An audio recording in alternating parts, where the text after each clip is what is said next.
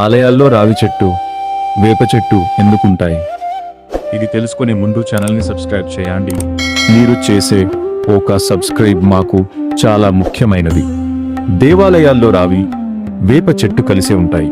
రావి చెట్టును శ్రీ మహావిష్ణువుగాను, వేప చెట్టును లక్ష్మీదేవిగాను భావించాలని శాస్త్రాలు, వేదాలు చెబుతున్నాయి. ఈ జంట వృక్షాలను పూజించి ప్రదక్షిణం చేయటం ద్వారా అనేక దోషాలు తీరి దంపతులు పరిపూర్ణ దాంపత్యాన్ని పొందుతారు. శని దోషం ఉన్నవారు రావి చెట్టుకు పూజ చేయాలి. నమస్కరించి కౌగిలించుకుంటే అనేక దోషాలు పోతాయి.